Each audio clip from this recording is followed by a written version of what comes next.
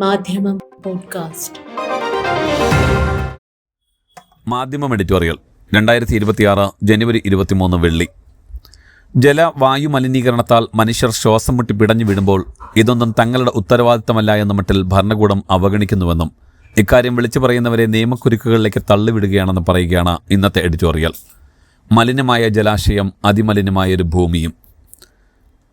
താരിഫുകളെക്കുറിച്ചുള്ള ആശങ്കകൾ മാറ്റിവെച്ച് മലിനീകരണം തടയുന്നതിനാണ് ഇന്ത്യ പ്രഥമ പരിഗണന നൽകേണ്ടത്. ഏതൊരു താരിഫിനേക്കാളും മാരകമായ ആഘാതമാണ് മലിനീകരണം രാജ്യത്ത് സൃഷ്ടിച്ചുകൊണ്ടിരിക്കുന്നത്. അന്താരാഷ്ട്ര നിക്ഷേപകരെ സംബന്ധിച്ചിടത്തോളം ഇന്ത്യയിൽ ഒരു വ്യവസായം തുടങ്ങാനോ താമസിക്കാനോ തീരുമാനിക്കുമ്പോൾ അവിടുത്തെ പരിസ്ഥിതി വളരെ പ്രധാനപ്പെട്ട ഘടകമാണ്. മോശം വായു നിലവാരവും ജീവിത സാഹചര്യങ്ങളും ആരോഗ്യപരമായ അപകട സാധ്യതകളും നിക്ഷേപകരെ പിന്തിരിപ്പിക്കാൻ കാരണമാകും. മലിനമായ നഗരങ്ങളിൽ ദിവസവും ജോലി ചെയ്യുന്ന സാധാരണക്കാരായ ഇന്ത്യക്കാർക്കും ഇത് വലിയ ആരോഗ്യ വെല്ലുവിളിയാണ് ഉയർത്തുന്നത്. സ്വിറ്റ്സർലാൻഡിലെ ദാവോസിൽ ലോക നേതാക്കളും വൻകിട കോർപ്പറേറ്റ് മേധാവികളും ഒത്തുചേർന്ന വേൾഡ് എക്കണോമിക് ഫോറത്തിൽ സാമ്പത്തിക വിദഗ്ധയും ഹാർവർഡ് സർവകലാശാല പ്രൊഫസറുമായ ഗീതാ ഗോപിനാഥ് നടത്തിയ നിരീക്ഷണമാണിത്. ഡൽഹിയിലെ ഇന്ത്യ ഗേറ്റിന് മുന്നിലോ ഏതെങ്കിലും സർവകലാശാല ക്യാമ്പസുകളിലോ നിന്ന് വിദ്യാർത്ഥികളോ പൗരാവകാശ പ്രവർത്തകരോ പറഞ്ഞാൽ രാജ്യത്തിന് അപകീർത്തി ഉണ്ടാക്കി എന്ന പേരിൽ നിയമ നടപടിയും അറസ്റ്റ് നേരിടേണ്ടി വന്നേക്കാവുന്ന പച്ച പരമാർത്ഥമാണ് അന്താരാഷ്ട്ര നാണയനിധിയുടെ മുൻ ഡെപ്യൂട്ടി മാനേജിംഗ് ഡയറക്ടർ തുറന്നു പറഞ്ഞത്. വെറുമൊരു പ്രസ്താവന നടത്തുകയല്ല, അതിനെ സാധൂകരിക്കുന്ന കണക്കുകളും അവർ ഉദ്ധരിച്ചു. 2022 ലോകബാങ്ക് പഠനപ്രകാരം ഇന്ത്യയിൽ ഓരോ വർഷവും മലിനീകരണം കാരണം ഏകദേശം 17 ലക്ഷം ആളുകൾക്കാണ് ജീവൻ നഷ്ടപ്പെടുന്നത്. രാജ്യത്തെ ആകെ മരണങ്ങളുടെ 18% വരുന്ന ഈ ജീവഹാനി കേവലം വ്യക്തിപരമായ നഷ്ടമല്ല, മറിച്ച് രാജ്യത്തിൻ്റെ തൊഴിൽ സേനയെയും കുടുംബങ്ങളെയും ദീർഘകാല വികസനത്തെയും ബാധിക്കുന്ന കടുത്ത സാമ്പത്തിക ബാധ്യതയാണ് എന്നും പ്രൊഫസർ ഗീത ചൂണ്ടിക്കാട്ടുന്നു. കേന്ദ്ര മലിനീകരണ നിയന്ത്രണ ബോർഡ് വായു ഗുണനിലവാര സൂചിക അഥവാ AQI തയ്യാറാക്കുന്നതിന് ജനുവരി 21 പരിശോധന നടത്തിയ 248 നഗരങ്ങളിൽ 5 മാത്രമാണ് നല്ലത് അഥവാ ഗുഡ് എന്ന റാങ്ക് രേഖപ്പെടുത്തിയത്. രാജ്യതലസ്ഥാനമായ ഡൽഹി ഉൾപ്പെടെ 10 വായു വളരെ മോശം അഥവാ വെരി പുവർ ആയി തുടരുന്നു. ലോകബാങ്കിന്റെയും ലാൻഡ്സെറ്റ് പ്ലാനറ്ററി ഹെൽത്തിന്റെയും റിപ്പോർട്ടുകൾ പ്രകാരം വായു മലിനീകരണം മൂലം ഇന്ത്യയുടെ GDPയിൽ ഓരോ വർഷവും 1.3% മുതൽ 1.5% വരെ നഷ്ടമുണ്ടാകുന്നുണ്ട്. ജനങ്ങളുടെ ആരോഗ്യത്തെ ഇത് ഗുരുതരമായി ബാധിക്കുന്നു.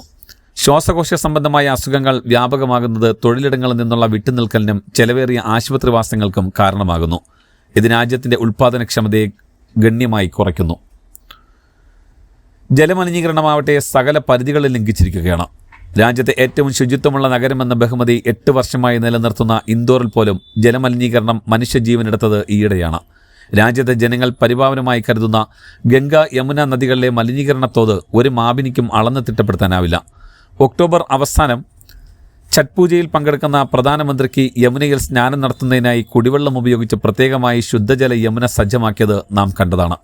മഹാരാഷ്ട്രയിലെ മിത്തി, തെലങ്കാനയിലെ മൂസി നദികൾ ഇന്ന് അഴുക്കുചാലുകൾ എന്നാണ് അറിയപ്പെടുന്നത്. കേരളത്തിലെ ലക്ഷക്കണക്കിന് ജനങ്ങളുടെ കുടിവെള്ള സ്രോതസ്സായ പെരിയാർ ഫാക്ടറികളിൽ നിന്നുള്ള വിഷജലം കലർന്ന് ചുവന്നൊഴുകുന്നതും മത്സ്യസമ്പത്ത് നശിക്കുന്നതും ഇപ്പോൾ ഒരു വാർത്തയല്ലാതായി മാറിയിരിക്കുന്നു.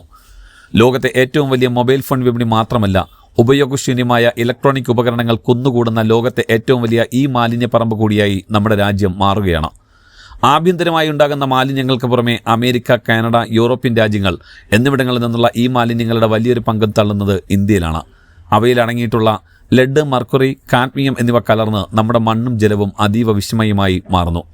ഒരു നേരത്തെ അന്നത്തിനായി വക തേടുന്ന ദരിദ്രരായ തൊഴിലാളികളാണ് യാതൊരു സുരക്ഷാ സംവിധാനങ്ങളുമില്ലാതെ ഈ മാലിന്യ സംസ്കരണ കേന്ദ്രങ്ങളിൽ പണിയെടുക്കുന്നത്. അവിടങ്ങളിലെ മരണങ്ങൾ പോലും പലപ്പോഴും മൂടിവെക്കപ്പെടുന്നു.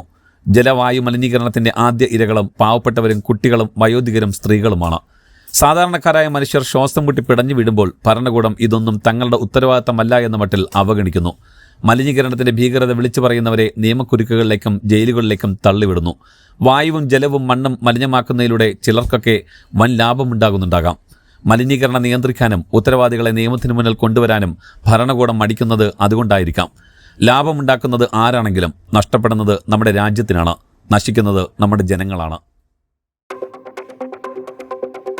മാധ്യമം പോഡ്കാസ്റ്റ്.